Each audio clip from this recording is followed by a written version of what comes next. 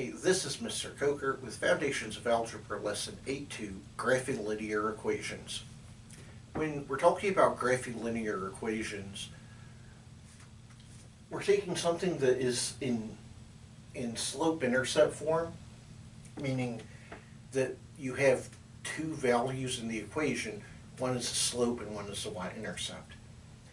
And I'm going to graph 4 of these types of equations, and I will show you really just how easy it is to do.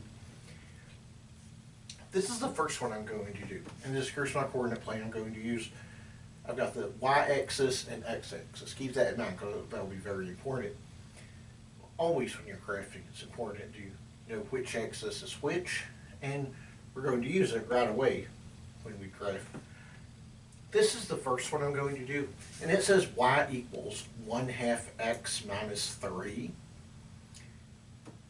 The first thing when you're graphing a linear equation is to look for the constant.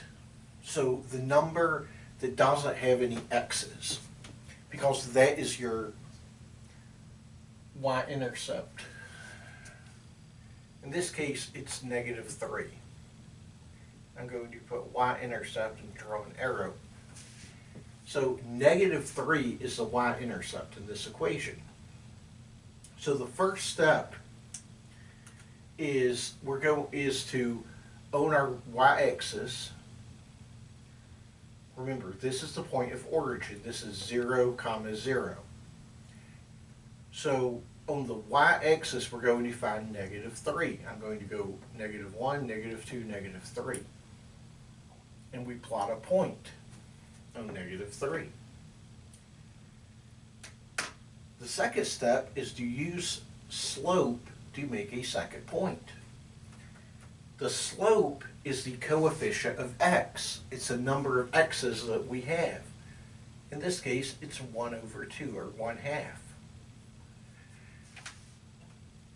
Remember that slope, when written as a fraction, represents rise over run. The top number is how far you travel up and down, and the bottom number is how far you travel left and right. Also remember that a positive slope goes uphill, and a negative slope would travel downhill.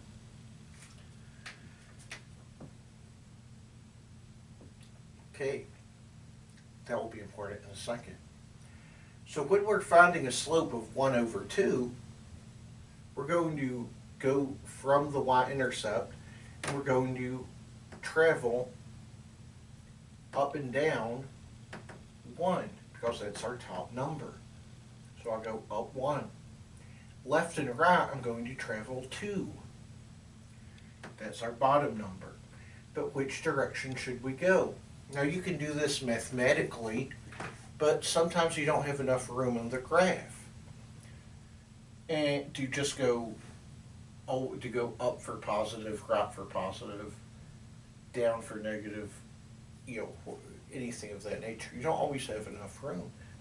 So personally, I always favor thinking of the rise as up and down, not thinking of either up or down, but either one, and thinking of the run as left or right.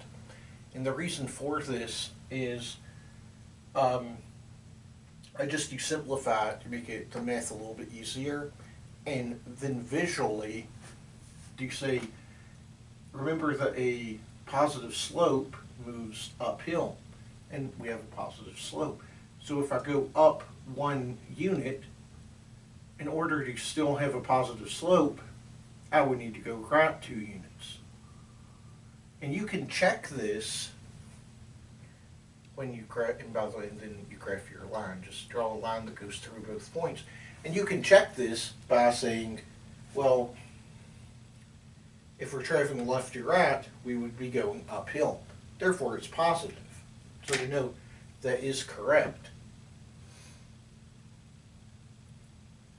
So, first step, plot the y-intercept. the constant is the y-intercept. Second step is to use the slope to make a second point. In this case, go up 1, go over 2. And draw a line through both points and make sure that it is the appropriate direction. Here's our second point that we're going to do. Our second equation, I misspoke. Our second equation says y equals negative 2x. This looks more difficult because you notice there's only one number, but it's not any more difficult. So to begin with, we don't have a constant. There's no number off to the side to be added or subtracted to be the y-intercept. Well, if there's no number out to the side, how much do we have? What's being added or subtracted? And of course, it is 0. So our y-intercept in this case would be 0. So I plot on the y-axis, which of course is the same on both axes. I plot a point at 0. Secondly, we have negative 2x as the slope. Well, if I have negative 2x, I have an issue, don't I? Because what's negative 2x? What's negative 2? That's not a fraction. But here's the good part. Anytime you have a whole number, you can turn it into a fraction. You do that by putting a 1 under it. Now we have a rise and a run. Our rise is negative 2 and our run is 1. So we can travel, remember, it's a negative. So we can travel up 2 units or we can travel down 2 units. A lot of times when it's negative, people like to go down for negative, and that's perfectly fine. Nothing wrong with that. But remember, you can also travel up 2. If you travel up 2, we want it to be angled negatively, so we would go do the left 1. And if we go down 2, we would travel 1 unit to the right. So down 2 and the right 1, we can check to see if that's accurate. And of course it is, because now we have, if we're traveling left to right, we're going downhill. Well, that was a much better line than my first one, by the way. The first one's so crooked, but that's okay. You get the idea.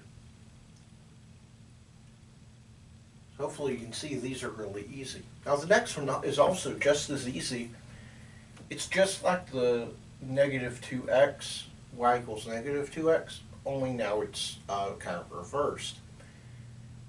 This one says y equals 2. Well, the first thing we always want to check for is the y-intercept. We want to look for a constant. What's the constant? Of course, it is 2. That is a constant. The constant is 2. We don't see any, we don't see any x's, any x after the 2, so 2 is a constant. So I'm going to go up to 1, 2, and make a point. And now we need to know, well, what's the slope? Remember that the slope is the coefficient of x.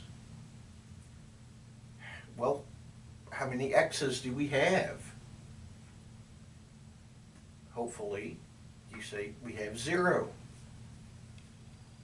Because that's what we have. We have 0x, meaning our slope is 0. Now, if you think back to a couple of videos ago, what does a 0 slope look like? Remember, a 0 slope is just like the floor. It's a straight left and right line, straight horizontal line. And it has no slope to it. So that when, again, should be pretty easy to graph. So, just to recap before I go to the last one. The constant is your y-intercept. You may not have a constant listed, making it 0, and you may only have a constant. Either way, you graph that. The slope is the number of x's. The top number is how far you travel up and down, and the second number is left and right. So from the y-intercept, you travel your rise and your run. Rise and run. If you don't have a fraction, if it's a whole number, you can turn it into a fraction by putting a 1 under it. And lastly, if you don't have either again a y-intercept or a slope listed, they are 0. Okay, the last one that I want to go through is x equals -1. Now this one's different because there are no y's. When we have no y, we don't have a slope. And I don't mean that our slope is 0. I mean we don't have a slope. We also don't have a y-intercept. This is a special case. And this is where we get an undefined slope. So if we have x equals -1, we don't even look at the y-axis. We look only at the x-axis. Notice by way of y equals 2, on the y-axis we drew a line. We followed our rules, but we wound up drawing the line straight through y equals 2. We're going to do the same thing when we have an x, but we don't have the same rules that we can easily follow because we have no y's. So we have x equals -1. We're just going to draw a straight up and down line going through -1. And that's where we get an undefined slope. So this is a special case where it's going to look quite a bit different. These first three, practicing ones like that and knowing how to graph those, make sure that you actually know the rules of graphing linear equations. Again, that's a bit of a special case. So that's it. It's once you understand that you only need the y-intercept and the slope, and there are really only 2 steps. You need to make 2 points. Then it's pretty easy. And that's it. It just takes practice. So thanks for watching and have a good day.